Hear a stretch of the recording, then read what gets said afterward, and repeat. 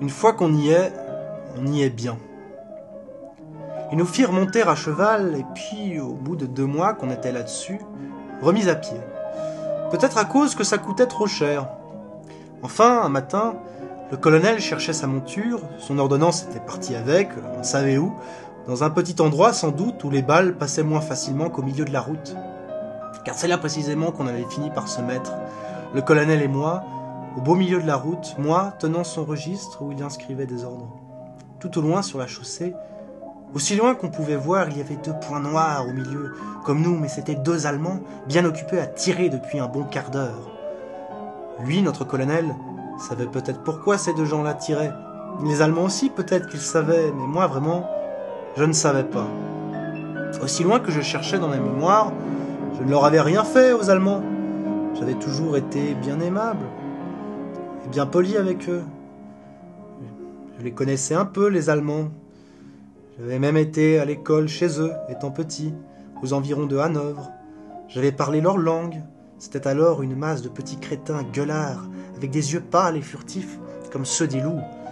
On allait toucher ensemble les filles après l'école dans les bois d'alentour, où on tirait aussi à l'arbalète et au pistolet, qu'on achetait même 4 marques. On buvait de la bière sucrée. Mais de là à nous tirer maintenant dans le coffret, sans même venir nous parler d'abord et en plein milieu de la route, il y avait de la marge et même un abîme, trop de différence. La guerre, en somme, c'était tout ce qu'on ne comprenait pas. Ça ne pouvait pas continuer. Il s'était donc passé dans ces gens-là quelque chose d'extraordinaire que je ne ressentais, moi, pas du tout. J'avais pas dû m'en apercevoir. Mes sentiments, toujours, n'avaient pas changé à leur égard. J'avais comme envie, malgré tout, d'essayer de comprendre leur brutalité. Et plus encore, j'avais envie de m'en aller énormément, absolument, tellement tout cela m'apparaissait soudain comme l'effet d'une formidable erreur.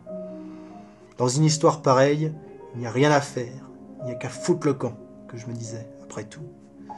Au-dessus de nos têtes, à 2 mm, à 1 mm peut-être des tempes, venaient vibrer, l'un derrière l'autre, ces longs fils d'acier tentants que tracent les balles qui veulent vous tuer dans l'air chaud d'été.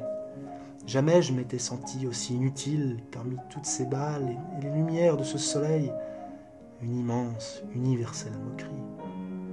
Je n'avais que 20 ans d'âge à ce moment-là, ferme déserte au loin, les églises vides et ouvertes, comme si les paysans étaient partis de ces hameaux pour la journée, tous pour une fête à l'autre bout du canton, et qui nous eussent laissé en confiance tout ce qu'ils possédaient, leurs campagnes, les charrettes brancards en l'air, leurs champs, leurs enclos, la route, les arbres, et même les vaches, un chien avec sa chaîne, tout quoi.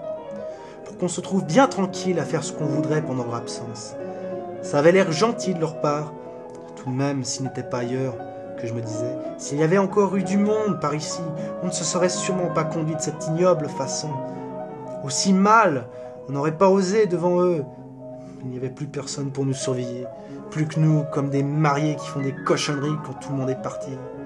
Je me pensais aussi derrière un arbre, que j'aurais bien voulu le voir ici, moi, le Déroulède, dont on m'avait tant parlé et m'expliquer comment il faisait, lui, quand il prenait une balle en plein bidon. Ces Allemands, accroupis sur la route, têtus et tirailleurs, tiraient mal, mais ils semblaient avoir des balles à en revendre, des pleins magasins sans doute. La guerre, décidément, n'était pas terminée. Notre colonel, il faut dire ce qui est, manifestait une bravoure stupéfiante. Il se promenait au beau milieu de la chaussée, et puis de long en large, parmi les trajectoires, aussi simplement que s'il avait attendu un ami sur le quai de la gare, un peu impatient seulement.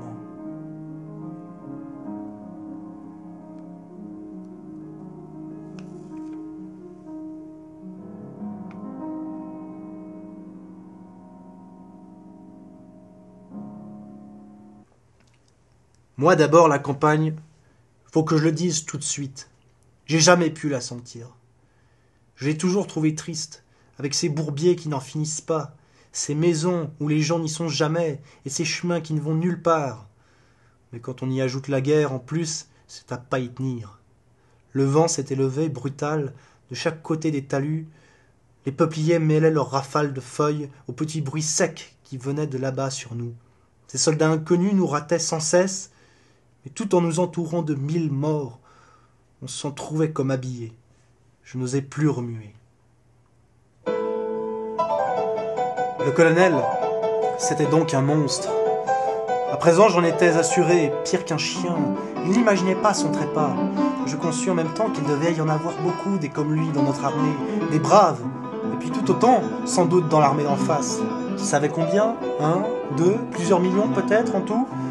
Dès lors, ma frousse devint panique. Avec des êtres semblables, cette imbécilité infernale pouvait continuer indéfiniment. Pourquoi s'arrêterait-il? Jamais je n'avais senti plus implacable la sentence des hommes et des choses. Serais-je donc le seul lâche sur la terre, pensais-je? Et avec quel effroi! Perdu parmi 2 millions de fous héroïques et déchaînés et armés jusqu'aux cheveux, avec casque, sans chevaux, sur moto, hurlant, en auto, sifflant, tirailleurs, comploteurs, volants, à genoux, creusant, se défilant, caracolant dans les sentiers, pétaradant, enfermés sur la terre comme dans un cabanon, pour y tout détruire, Allemagne, France et continent, tout ce qui respire, détruire, plus enragés que les chiens, adorant l'orage. Ce que les chiens ne font pas, 100, 1000 fois plus enragés que 1000 chiens, et tellement plus vicieux. Nous étions jolis. Décidément, je le concevais, je m'étais embarqué dans une croisade apocalyptique. On n'est plus sûr de l'horreur qu'on me l'est de la volupté. Comment aurais-je pu me douter, moi, de cette horreur en quittant la place Clichy? Qui aurait pu prévoir, avant d'entrer vraiment dans la guerre, tout ce que contenait la sale âme héroïque et fainéante des hommes? À présent, j'étais pris dans cette fuite en masse, vers le meurtre en commun, vers le feu. Ça venait des profondeurs, et c'était arrivé. Le colonel ne bronchait toujours pas, je le regardais recevoir sur le talus des petites lettres du général, qu'il déchirait ensuite menues, les ayant lues sans hâte, entre les balles. Dans aucune d'elles, il n'y avait donc l'ordre d'arrêter net cette abomination. On ne lui disait donc pas d'en haut qu'il y avait méprise, abominable erreur, mal donne, qu'on s'était trompé, que c'était des manœuvres pour rire, qu'on avait voulu faire, et pas des assassinats. Mais non. Continuez, colonel. Vous êtes dans la bonne voie. Voilà sans doute ce que lui écrivait le général des entrailles de la division, notre chef à tous, dont il recevait une enveloppe chaque 5 minutes par un agent de la liaison, que la peur rendait chaque fois un peu plus vert et foireux. J'en aurais fait mon frère peureux de ce garçon-là, mais on n'avait pas le temps de fraterniser non plus. Donc pas d'erreur. Ce qu'on faisait à se tirer dessus comme ça, sans même se voir, n'était pas défendu. Cela faisait partie des choses qu'on peut faire sans mériter une bonne engueulade. C'était même reconnu, encouragé sans doute par les gens sérieux, comme le tirage au sort, les fiançailles, la chasse à courre. Rien à dire. Je venais de découvrir d'un coup la guerre tout entière. J'étais dépucelé. Faut être à peu près seul devant elle, comme je l'étais à ce moment-là, pour bien la voir, la vache, en face et de profil. On venait d'allumer la guerre entre nous et ceux d'en face. Et à présent, ça brûlait. Comme le courant entre les deux charbons dans la lampe à arc. Et il n'était pas prêt de s'éteindre, le charbon. On y passerait tous, le colonel comme les autres, tout mariole qu'il semblait être, et sa carne ne ferait pas plus de rôti que la mienne quand le courant d'en face lui passerait entre les deux épaules. Il y a bien des façons d'être condamné à mort.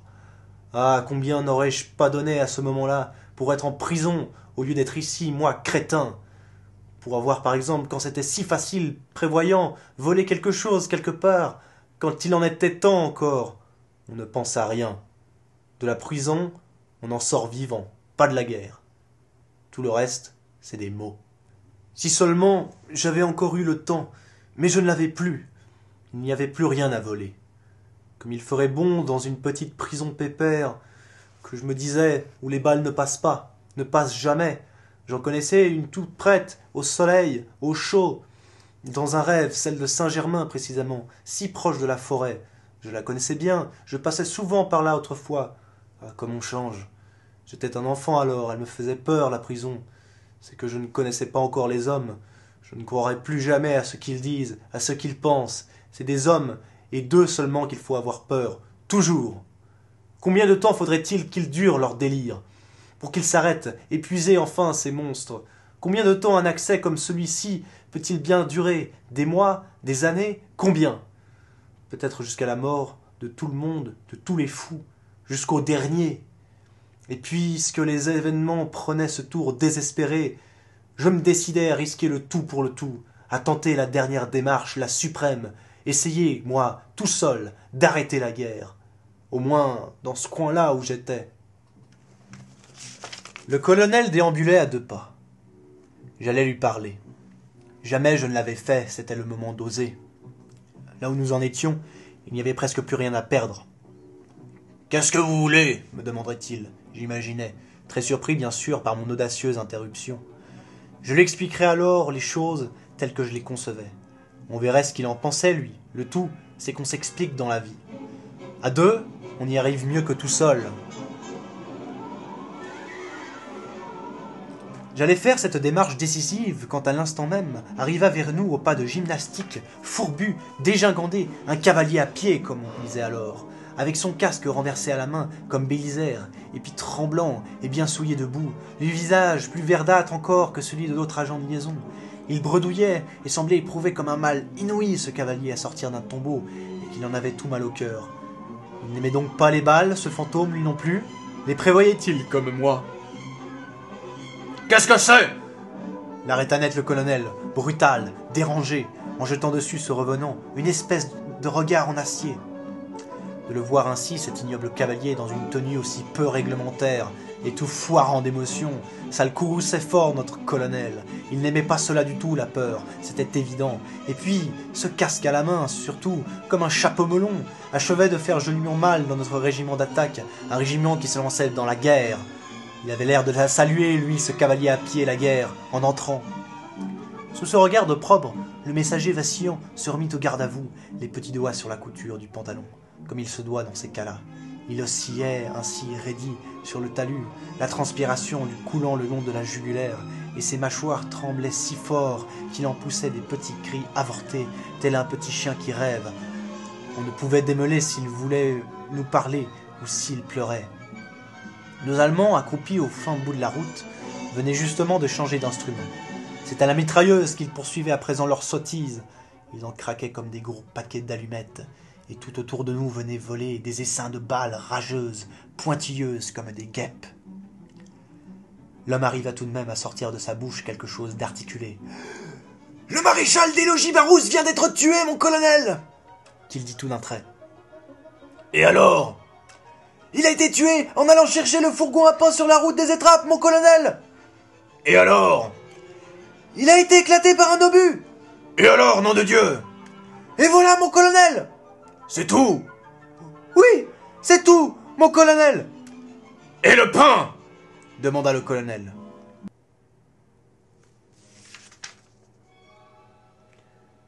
Ce fut la fin de ce dialogue, parce que je me souviens bien qu'il a eu le temps de dire tout juste. Et le pain ? Et puis ce fut tout. Après ça, rien que du feu, et puis du bruit avec. Mais alors, un de ces bruits comme on ne croirait jamais qu'il en existe. On en a eu tellement plein les yeux, les oreilles, le nez, la bouche, tout de suite, du bruit, que je croyais bien que c'était fini, que j'étais devenu du feu, et du bruit moi-même. Et puis non, le feu est parti. Le bruit est resté longtemps dans ma tête. Et puis les bras et les jambes qui tremblaient, comme si quelqu'un voulait secouer de par derrière. Ils avaient l'air de me quitter, et puis ils me sont restés quand même, mes membres. Dans la fumée qui piqua les yeux encore pendant longtemps, l'odeur pointue de la poudre et du soufre nous restait comme pour tuer les punaises et les puces de la terre entière. Tout de suite après ça, j'ai pensé au maréchal des logis Barousse, qui venait d'éclater comme l'autre nous l'avait appris. C'était une bonne nouvelle. Tant mieux que je pensais tout de suite ainsi. C'est une bien grande charogne en moins dans le régiment. Il avait voulu me faire passer au conseil pour une boîte de conserve. Chacun sa guerre, que je me dis. De ce côté-là, faut en convenir, de temps en temps, elle avait l'air de servir à quelque chose, la guerre. J'en connaissais bien encore 3 ou 4 dans le régiment, des sacrées ordures, que j'aurais aidé bien volontiers à trouver un obus comme Barousse. Quant au colonel, lui, je ne lui en voulais pas de mal. Lui pourtant aussi, il était mort. Je ne le vis plus, tout d'abord. C'est qu'il avait été déporté sur le talus, allongé sur le flanc par l'explosion, et projeté jusque dans les bras du cavalier à pied. Le messager finit lui aussi. Ils s'embrassaient tous les deux, pour le moment et pour toujours. Mais le cavalier n'avait plus sa tête, rien qu'une ouverture au-dessus du cou, avec du sang dedans qui mijotait en glouglou, comme de la confiture dans la marmite. Le colonel avait son ventre ouvert, il en faisait une sale grimace. Ça avait dû lui faire du mal ce coup-là, au moment où c'était arrivé. Tant pis pour lui. S'il était parti dès la première balle, ça ne lui serait pas arrivé. Toutes ces viandes saignaient énormément, ensemble. Des obus éclataient encore à la droite et à la gauche de la scène. J'ai quitté ces lieux sans insister, joliment heureux d'avoir un aussi beau prétexte pour foutre le camp. J'en chantonnais même un brin, en titubant, comme quand on a fini une bonne partie de canotage et qu'on a les jambes un peu drôles. Un seul obus, c'est vite arrangé les affaires tout de même avec un seul obus, que je me disais. Oh dis donc, que je me répétais tout le temps. Oh dis donc. Il n'y avait plus personne au bout de la route. Les Allemands étaient partis. Cependant, j'avais appris très vite ce coup-là à ne plus marcher désormais que dans le profil des arbres. J'avais hâte d'arriver au campement pour savoir s'il y en avait d'autres au régiment qui avaient été tués en reconnaissance.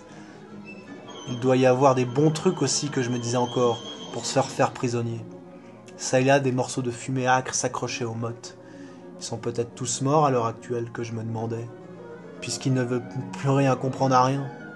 C'est ça qui serait avantageux et pratique, qu'ils soient tous tués très vite.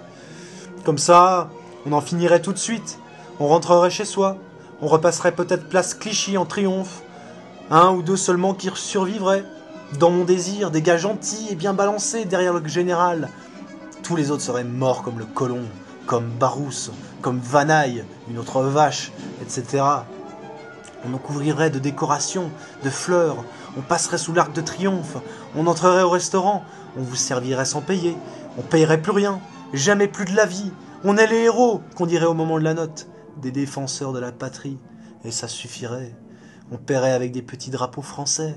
La caissière refuserait même l'argent des héros, et même elle vous en donnerait, avec des baisers quand on passerait devant sa caisse. Ça vaudrait la peine de vivre.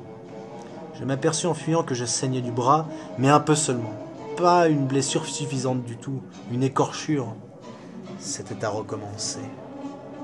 Il se remit à pleuvoir. Les champs des Flandres bavaient l'eau sale. Encore pendant longtemps, je n'ai rencontré personne, rien que le vent et puis peu après le soleil. De temps en temps, je ne savais d'où, une balle comme ça, à travers le soleil et l'air, me cherchait, guillerette, entêtée, à me tuer dans cette solitude, moi. Pourquoi? Jamais plus, même si je vivais encore 100 ans, je ne me promènerais à la campagne. C'était juré. En allant devant moi, je me souvenais de la cérémonie de la veille. Dans un pré qu'elle avait eu lieu cette cérémonie, au revers d'une colline. Le colonel, avec sa grosse voix, avait harangué le régiment. « Haut les cœurs !» qu'il avait dit. « Haut les cœurs ! Et vive la France !» Quand on n'a pas d'imagination, mourir c'est peu de choses. Quand on en a, mourir c'est trop. Voilà mon avis. Jamais je n'avais compris tant de choses à la fois. Le colonel n'avait jamais eu d'imagination, lui. Tout son malheur à cet homme était venu de là. Le nôtre, surtout. Étais-je donc le seul à avoir l'imagination de la mort dans ce régiment? Je préférais la mienne de mort tardive, dans 20 ans, 30 ans, peut-être davantage, à celle qu'on me voulait de suite, à bouffer de la boue des Flandres à pleine bouche, plus que la bouche même, fendue jusqu'aux oreilles par un éclat. On a bien le droit d'avoir une opinion sur sa propre mort. Mais à l'heure où aller, droit devant moi, le dos à l'ennemi. Si les gendarmes ainsi m'avaient pincé en vadrouille, je crois bien que mon compte eût été bon. On m'aurait jugé le soir même, très vite, à la bonne franquette, dans une classe d'école licenciée. Il y en avait beaucoup des vides des classes partout où nous passions. On aurait joué avec moi à la justice, comme on joue quand le maître est parti. Les gradés sur l'estrade, assis, moi, debout, menottes aux mains, devant les petits pupitres. Au matin, on m'aurait fusillé, 12 balles, plus une. Alors... Et je repensais encore au colonel, brave comme il était, cet homme-là avec sa cuirasse, son casque et ses moustaches. On l'aurait montré se promenant comme je l'avais vu, moi, sous les balles et les obus, dans un music-hall. C'était un spectacle à remplir l'Alhambra d'alors. Il aurait éclipsé Fraxon, dans l'époque dont je vous parle, une formidable vedette, cependant. Voilà ce que je pensais, moi. Bas les cœurs, que je pensais, moi. Après des heures et des heures de marche furtive et prudente, j'aperçus enfin nos soldats devant un hameau de ferme. C'était un avant-poste à nous, celui d'un escadron qui était logé par là. Pas un tué chez eux qu'on m'annonça, tous vivants. Et moi qui possédais la grande nouvelle. « Le colonel est mort !» que je leur criais, dès que je fus assez près du poste. « C'est pas les colonels qui manquent !» que me répondit le brigadier Pistil du tac au tac, qui était justement de garde lui aussi et même de corvée. « Et en attendant qu'on le remplace, le colonel, va donc et carotte, toujours à la distribution de bioches avec ampouille et cardon au cuf. Et puis prenez 2 sacs chacun, c'est derrière l'église que ça se passe, qu'on voit là-bas. Et puis vous faites parfiler encore rien que les os comme hier. Et puis tâchez de vous démerder pour être retour à l'escouade avant la nuit, salopard !» On a repris la route tous les trois donc. Je leur raconterai plus rien à l'avenir, que je me disais vexé. Je voyais bien que c'était pas la peine de leur rien raconter à ces gens-là, qu'un drame comme j'en avais vu un s'était perdu tout simplement pour des dégueulasses pareilles, qu'il était trop tard pour que ça intéresse encore, et dire que 8 jours plus tôt, on en aurait mis sûrement 4 colonnes dans les journaux et ma photographie pour la mort d'un colonel comme c'était arrivé. Des abrutis. C'était donc dans une prairie d'août qu'on distribuait toute la viande pour le régiment, ombrée de cerisiers et brûlée déjà par la fin d'été. Sur des sacs et des toiles de tente largement étendues et sur l'herbe même, il y en avait pour des kilos et des kilos de tripes étalées, de gras en flocons jaunes et pâles, des moutons éventrés avec leurs organes en pagaille, suintant en ruisselets ingénieux dans la verdure d'alentour, un bœuf entier sectionné en 2, pendu à l'arbre, et sur lesquels s'escrimaient encore en jurant les 4 bouchers du régiment pour lui tirer des morceaux d'abattis. On s'engueulait ferme entre escouades à propos des graisses et des rognons surtout, au milieu des mouches, comme on n'en voit que dans ces moments-là, importantes et musicales comme des petits oiseaux. Et puis du sang encore et partout à travers l'herbe, en flaques molles et confluentes, qui cherchaient la bonne pente. On tuait le dernier cochon quelques pas plus loin. Déjà 4 hommes et un boucher se disputaient certainement tripes à venir. « C'est toi, et vendu, qui l'a étouffé hier, la loyo !» J'ai eu le temps encore de jeter 2 ou 3 regards sur ce différend alimentaire, tout en m'appuyant contre un arbre, et j'ai dû céder à une immense envie de vomir, et pas qu'un peu, jusqu'à l'évanouissement. On m'a bien ramené jusqu'au cantonnement sur une civière, mais non sans profiter de l'occasion pour me barboter mes 2 sacs en toile cachou. Je me suis réveillé dans une autre engueulade du brigadier. La guerre ne passait pas.